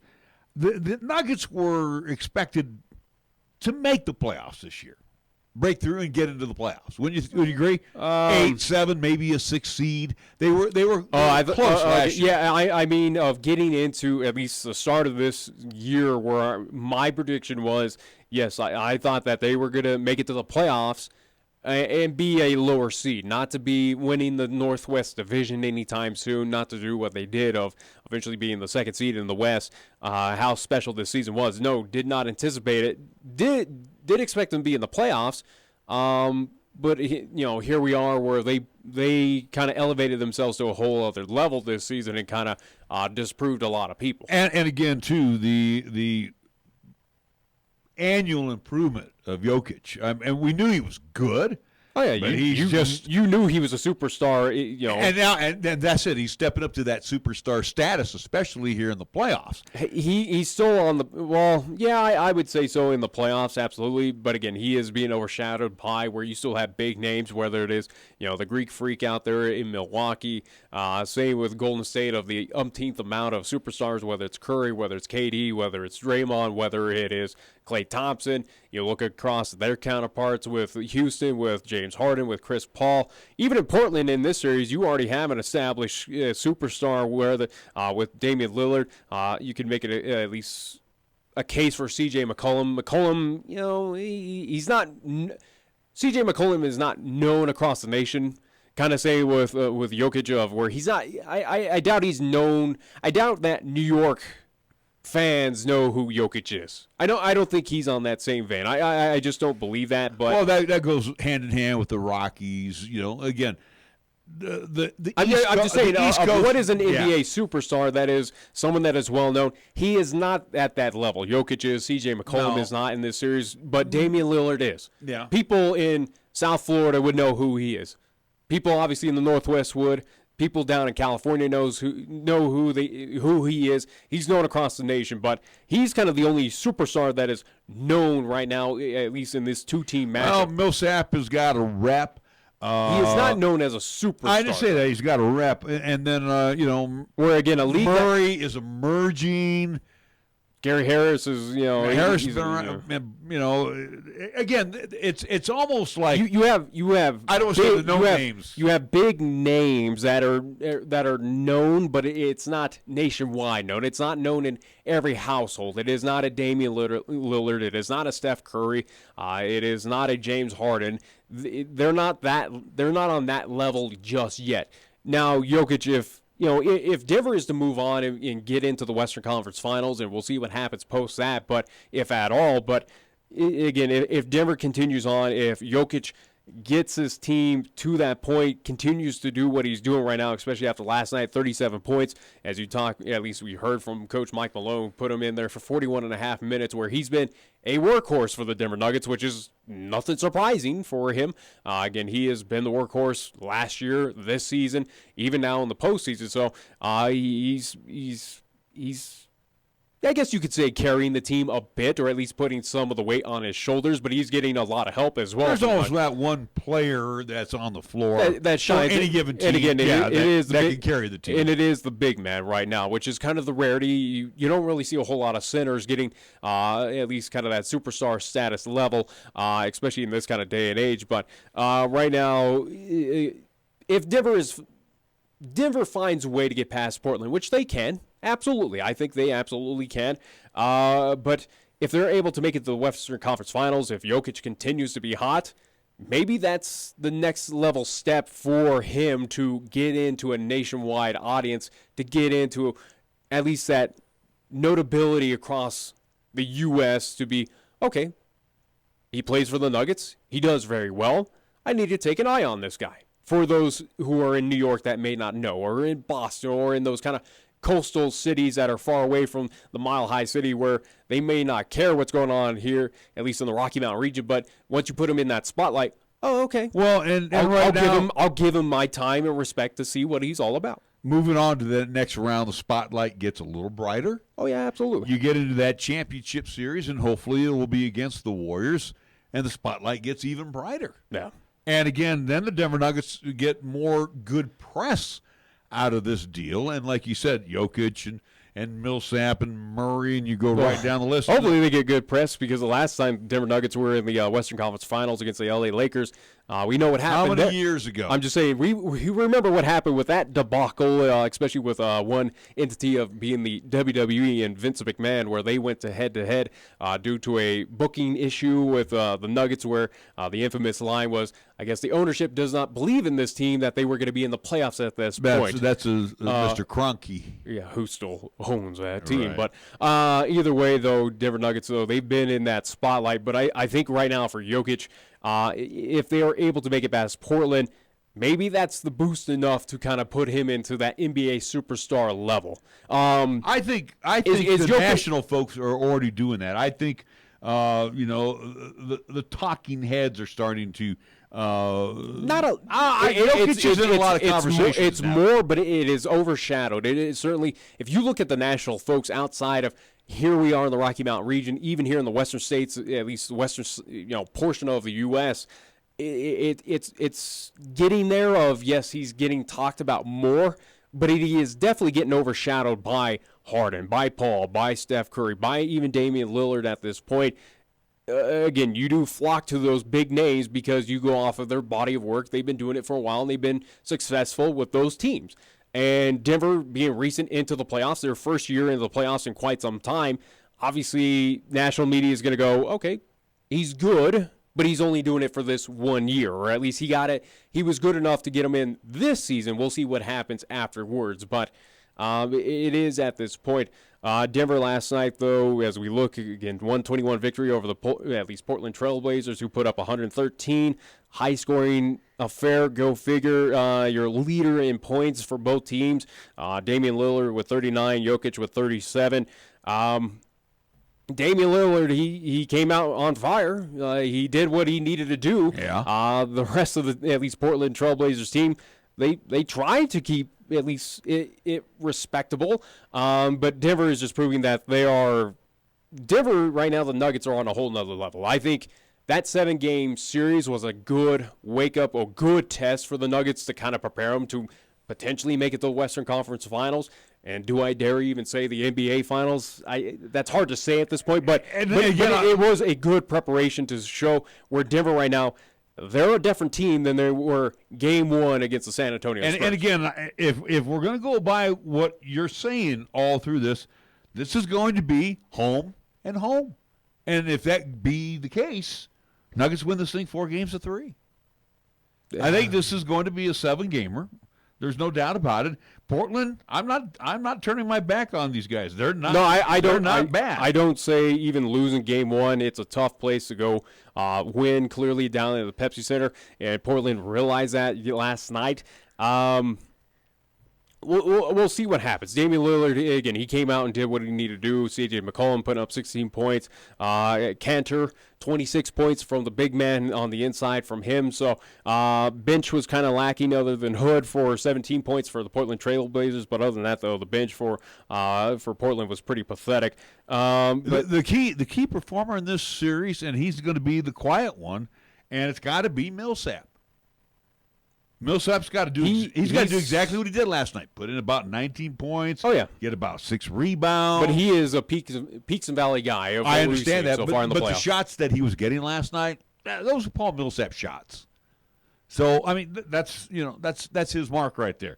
You don't want him outside shooting 3-pointers. He's not that good. No, you want him inside the arc. You want him, your around best the baseline. Your best 3-point shooter from last night is your big man. Your big man who does everything. And Murray's, he's your most effective one. But the point is, yes or no. But like I said, with Millsap, if they can work the ball to him down low, again, he's your power forward. If you can get it down low or give him that little fadeaway from about 12, 15 feet on the baseline, that's his mark. If you get a repeat performance, and it doesn't have to be spectacular from Paul Millsap, but if he hits double digits, as a Nuggets fan, or at least that fan base, or knowledge of the Nuggets, yeah. I'm just saying though, for Nuggets, if Paul Millsap is able to get double-digit points in a contest, you should feel very confident that the Nuggets are going to win that game, because it is turning out that he is that kind of key piece. He is that determining factor of will they lose or will they win. When he has 1, 2, 3 points, we've seen where the Nuggets kind of struggle, and if not, get close to losing those games. But again, 19 points for him last night, a good contributing factor. Gary Harris with 11 points. Jamal Murray with 23 points. From your starters, though, outside of Torrey Craig, who, again, Torrey Craig is just kind of there for defense. He's on defense. He's for defense. Again, his 3 points really don't matter. But right now, again, when you're getting that production where all players are in double-digit at least figures for the Denver Nuggets, you got to feel confident that they're going to win games. Kind of breaking down of what happened last night, quarter by quarter, tied after 1, 32-32. Denver comes out, has 3-point advantage, 26-23, where it is leading by 3 at halftime. The key difference was, and it feels like for Denver, the key figure, at least key difference, is this team finds momentum, finds some kind of hidden energy after halftime. These third quarters have been where they've kind of separated the men from the boys, so to speak, and they've kind of elevated their games and basically said, we're winning this game. Sorry, other team, you have no shot right now. Where, at least in the third quarter, that was kind of, in my opinion, the difference maker, where Denver at least got that victory. And even Coach Mike Malone mentioned it, especially where you do have your workhorse with Jokic, where he was out there for a lot, at least 41 minutes. He was out there for the most part compared to any other starter. And he's been like that for the regular season and this postseason right now.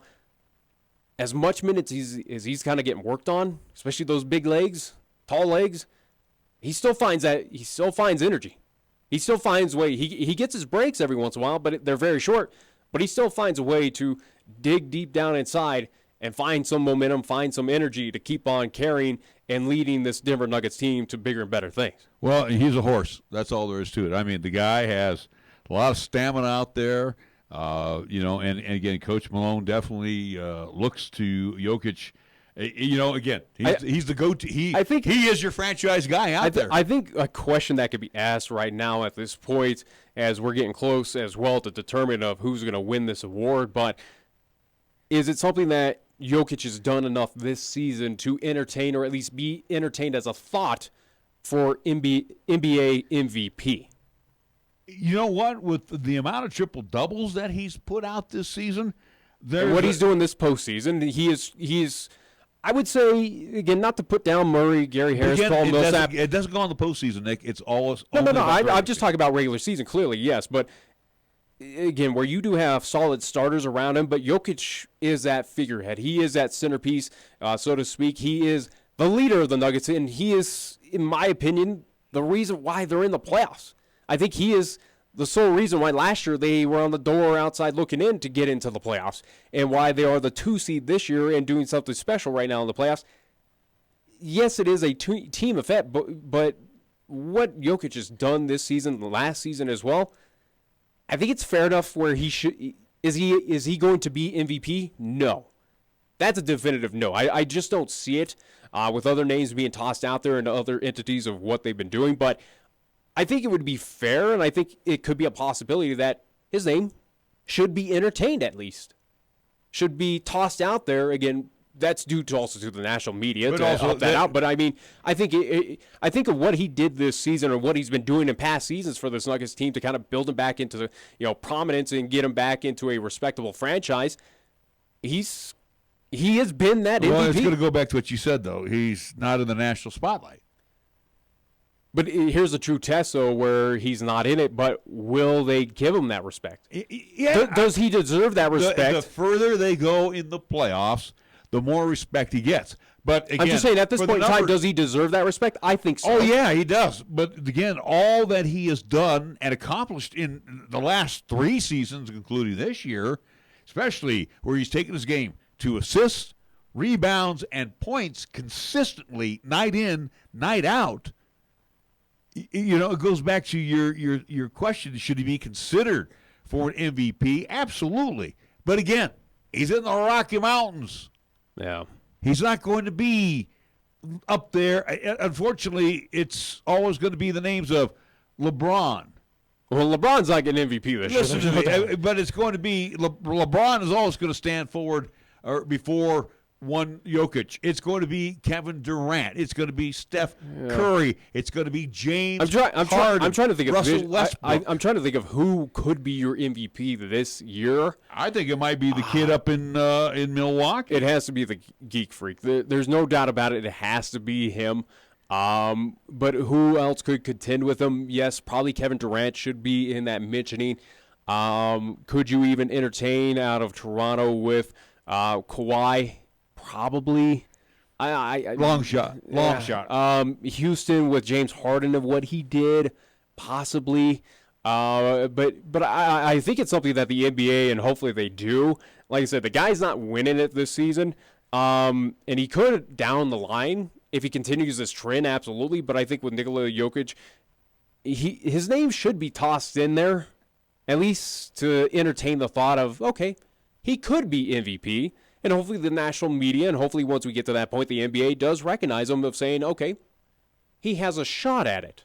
We thought he did enough to have a shot. Will he win? No, but we'll give him that respectability. And I think at this point, even past what he's doing in the postseason, but what he did in the regular season and going back to last year, I think he's proven enough that he should be in those talks, though. Well, and again, since he has stepped on the court as a Denver Nugget, he has proven his worth. He's proven his value. And the Nuggets this year paid him. Oh, yeah. Paid him handsomely to stay with the Denver Nuggets.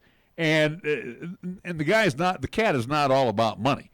The cat likes what he's doing out there. And watching him play, And again, he doesn't labor like a big guy. He's not, you ever notice he's not trailing? He's not afraid to bring down the ball. This is also to his fourth season. So, again, we've seen big men that eventually kind of wear themselves out. But, like, for instance, again, with an Andrew Bogut where he had solid years and then eventually kind of faded away and now is back with the Warriors. But you look at what Jokic is doing, though, definitely trends are showing that he's not slowing down anytime soon. You look at his, even for points per game kind of averages, at least year by year, they have trended upwards, where you look his inaugural season with the Nuggets back in 2015, 2016, 10 points per game. You go next year, 16.7 points per game is what he was averaging. Next year after that, 18.5 points per game. And then this past season, 20.1 points per game. So it is something where his numbers, his stats are trending in the upward direction, which is very good news for the Denver Nuggets. And I think I think it's something that the NBA has to see, has to respect and show and say, hey, you deserve to be in these talks right now. And I think he does. And it's interesting. He's done a lot of historic things as well, being a big man, of whether it is the triple-doubles or what he's been doing in the past couple seasons. I think his name needs to be in that It'll be in the conversation, but will he be a top fiver? Probably not. He might break the top five one day, but right now he's still going to be on the outside looking. But the thing is, you go look at his. Go figure. This is a guy who was picked in the second round. I know, but you go look at this. You look at his stats throughout the course of the year. When he has an off night, so do the Denver Nuggets. Oh yeah, he is the lifeblood of this team. That's right, exactly. And so far in the playoffs, even you look back at the losses at San Antonio, he's still trying to put the team on his back. Mm-hmm. And again, what I like about Jokic, and this is the typical basketball player that you like, unselfish. Yeah. And again, we've seen the Warriors. We've seen the Warriors do the primetime thing where everybody gets to touch the basketball and everybody gets to slam dunk or hit a three. Jokic is that true player that's like, hey, and again, him and Jamal Murray, best friends. So, Murray's going to see a lot of basketballs from Jokic. But Jokic has good field vision from taking it out, bringing it in, throwing it down court, down low at the low post. He's got good vision, knows where everybody's at, not afraid to give up the basketball. And again, is he going to score 40 points one night? Yeah, sure, but his numbers can go either way. His numbers are going to be steady Eddie. 12 points, 12 assists, 15 boards. That's a night at the office for him. Yeah, and so far in the postseason, again, this is his first year in the postseason. Again, averaging so far in 8 games, 24 points, 24.9 points per game, rebounds averaging 11.8, assists 8.8. Again, averaging a block per game, a steal per game. As I'm looking at it, what more do you want out of the guy? Yeah, field goal percentage of 5 more points. I'm just saying, field goal percentage of 50%, 3-point percentage of 37%. I mean, in 8 games here in the postseason, it's not too shabby. Not too shabby for a big man.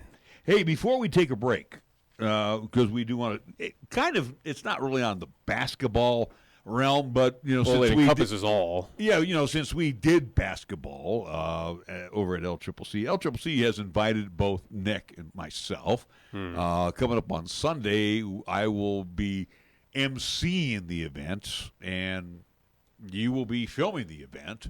We'll live stream so that means I have to wear a mask or some type of covering over my face. But anyway, we are going to be live, and I'll let you fill everybody. Well, you'll be live. I'll be on the back end. But coming up this Sunday, May 5th at 3 o'clock, or at least that's the tentative start time, we will be live on the campus of LCCC as for the 2018-2019 GESPY Awards and Banquet, as we will be live streaming that. It's basically a celebration that LCCC, the athletic department, and head coaches of the respective teams, it will encompass LCCC volleyball, same with men's and women's soccer and men's and women's basketball, where at least student athletes from both teams will be commemorated in their, at least what they did in their at least seasons. Awards will be given out by respective, at least basically awards were voted on by the student athletes themselves. So We're not sure what categories or what wards will be available. We're hopefully getting that information soon, but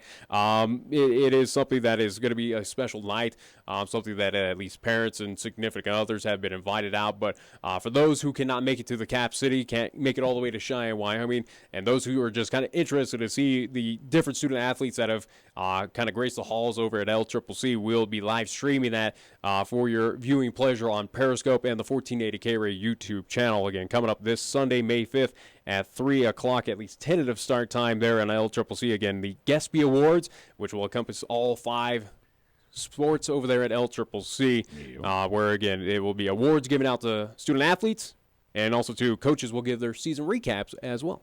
And hopefully look ahead towards next season. Kind of interesting to hear what Jim Garner has to say at this thing. But either way, though, I'm just saying. But, again, we will be there live. I guess the athletic director will be there live, too. Ooh. All right, we're going to take a time out. We're going to come back. We've got something else to talk about. We'll be back after these words right here in 1480 KRAE. At Medicap Pharmacy, we concentrate on nothing but your medications and your health. Each location is a locally owned full-service neighborhood pharmacy.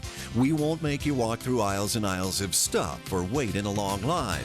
Instead, we'll always make time for you by listening, answering your questions, and explaining your prescriptions. Medicap Pharmacy, we'll always make time for you. Medicap Pharmacy, 1947 Bluegrass Circle, next to Texas Roadhouse in Cheyenne. Or call 635-3712. When you say Mondello Pizzeria, think authentic Italian. When you say Mondello Pizzeria, think made fresh from scratch. When you say Mondello Pizzeria, think great pizza, delicious Philly cheesesteak, superb hot and cold Italian sandwiches, meatballs, sausage, and special subs, calzones, crisp salads, and great service. When you say Mondello's Pizzeria, think unmatched Italian taste. Mondello's Pizzeria, 1507 Stillwater Avenue, your only true Italian stop for lunch or dinner. Do you want the peace of mind of a professionally installed security camera system? Then go with the name you trust, High West Digital Solutions, a High West energy company. The experienced team at High West Digital Solutions will customize a video security system for you, helping you keep an eye on everything going on inside or outside your home or business. Go to hwds.com or call 307-245-4333. High West Digital Solutions, the best choice, the local choice, the right choice for you. Are you tired of paying ATM fees?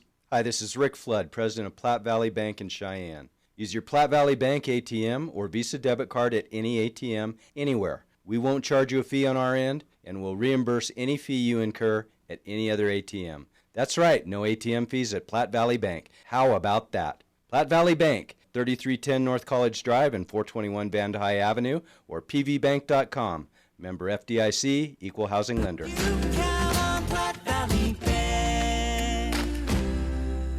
Community banking for you.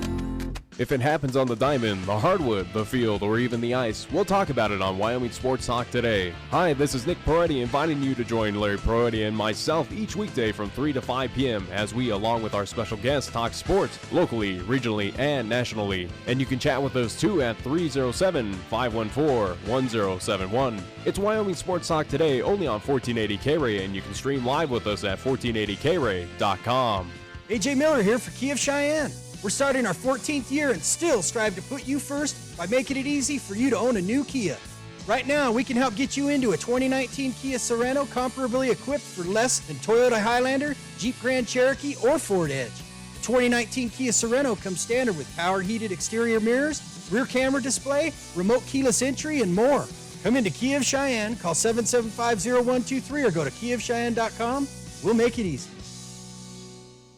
Right now, it's time to head over to Jolly Rogers RV Sales, Parts, and Service for low prices on outstanding RVs in Wyoming. Your local, exclusive Jayco dealer wants you to check out their closeout deals as well as their 2019 inventory of trailers, fifth wheels, and toy haulers. You can save up to 30% on select models with approved credit. You can find them at 6102 East Highway 30. Jolly Rogers RV Sales, Parts, and Service is a proud sponsor of LCCC men's and women's basketball, also our local high school teams too. Chick-fil-A is a proud supporter of our high school athletes at East, Central, and South.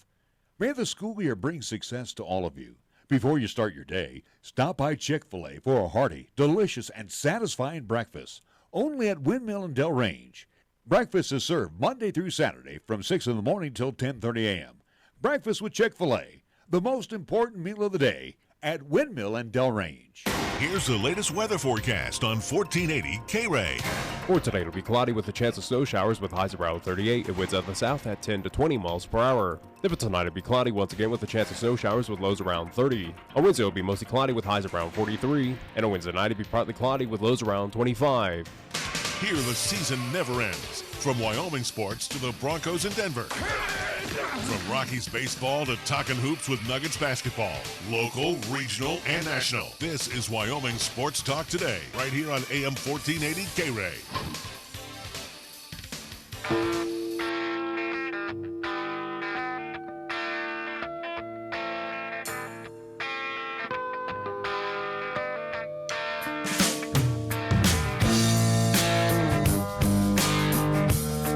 Getting ready to wrap up the program for today. Larry Perotti along with Nick Perotti. Hey, I do want to mention this real quick before we get into a couple things here. First off, the Rockies, 5:45, they will match up with the Brewers. Former Rocky, Jolies Shakeen, throwing up against Armando Marquez. That'd be a fun one to Did the watch. Rockies lose last night to the Brewers? They got beat 5-1. Yeah. And the Giants won. Yeah, they also win the first game against the Dodgers, and then they lose the next two. So I'm not just doing cartwheels over this think yet. Tonight in Denver, I don't think a whole lot care about what the Rockies are going on, especially where you got Avalanche in action, And where they have a about chance. them. They have a chance to go up 2-1. Yeah, we'll talk about that.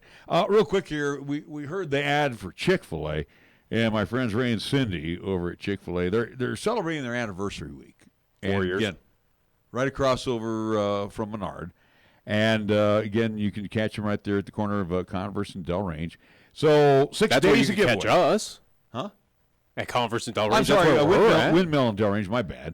Gosh, I'm just having too many senior moments today. Anyway, 6 days of giveaways, and again, this is dine-in only party, so dress up and party with our friends at Chick-fil-A. Celebrate 4 wonderful years at that beautiful facility they have.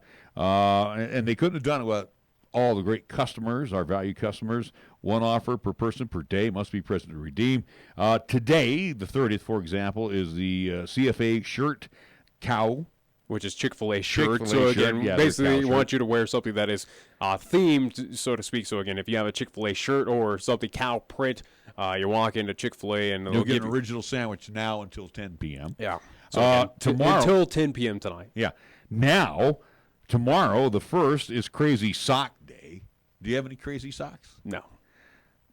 You'll get I just got white socks. You'll That's get all I a got. chocolate chunk cookie all day. On Thursday, the 2nd, Pajama Day, 3-count chicken minis, 6:30 in the morning till 10:30, and then from 5 p. to 8 p.m. And then Friday, the 3rd. Now, this one would be you, right? This one's easy. Sports Jersey Day. You on that one? Yeah.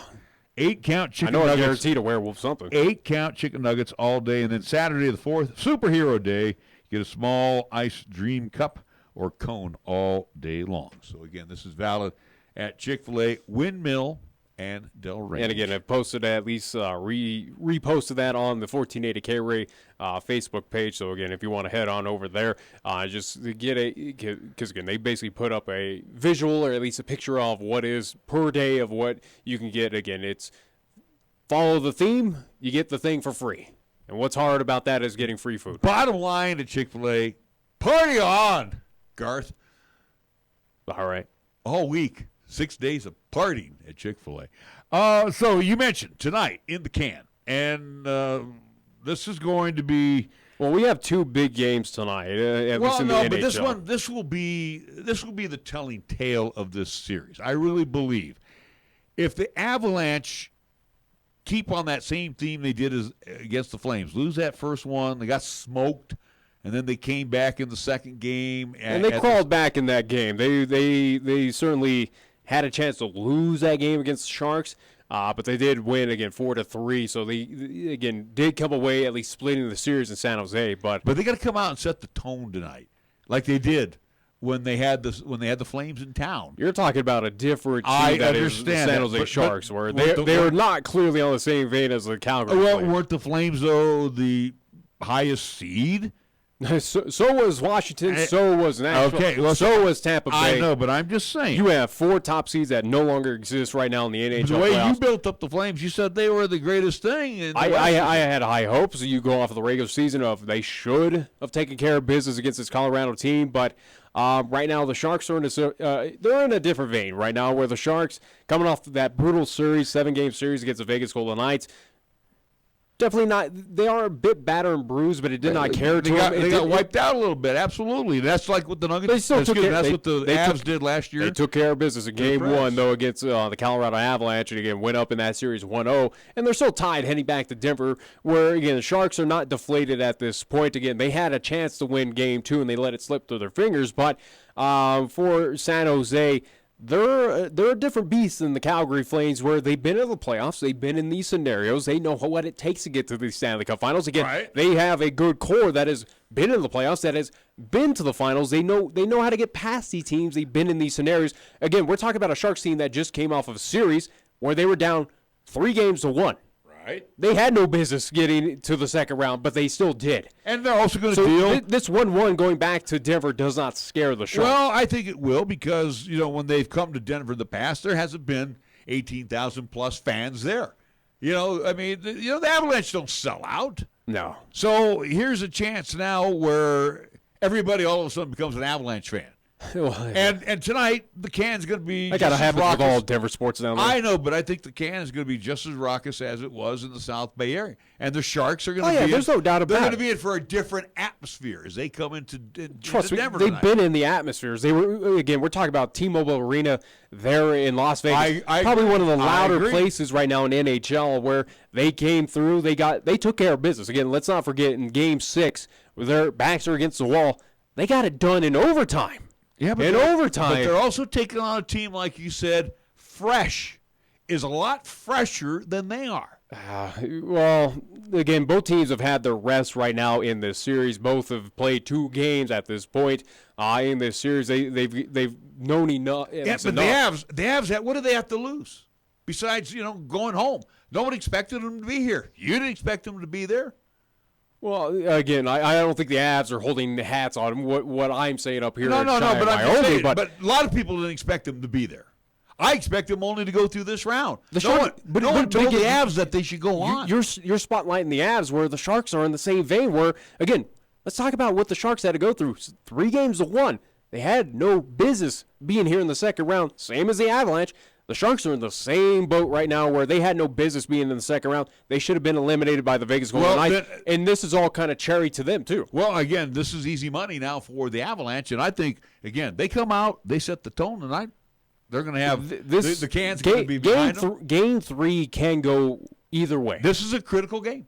Not really. Yeah, it is a critical game. Not really. I really for don't. The Avalanche, it is, because that would suffice getting that home ice advantage. Again, splitting with San Jose, the worst that the Avalanche could do. If they can't win tonight and the Sharks go up 2-1, that puts more pressure on the Avs. You win tonight. Well, clearly, it puts any pressure on whoever's going to be ahead. But is it something that the Avs are do or die situation if they lose tonight? Absolutely not. I don't think the Avs, they've proven that they're not rolling over and dying to any team. They're not buying into this team is better than us. They are on this different mentality. But I'm just saying, if the Sharks win tonight, it is not do or die for the Avalanche, that it spells the end for the Avs. Absolutely not. And saying that the Avs win tonight in the Pepsi Center, the Sharks easily could come back in Game 4. I'm just saying, if the Avs lose tonight, then the win in San Jose gets negated. That's the way I have to look at it. They have to come out and set the tone tonight. Get San Jose, get their backs up against the wall, down 2-1. Down 2-1 if they can win tonight.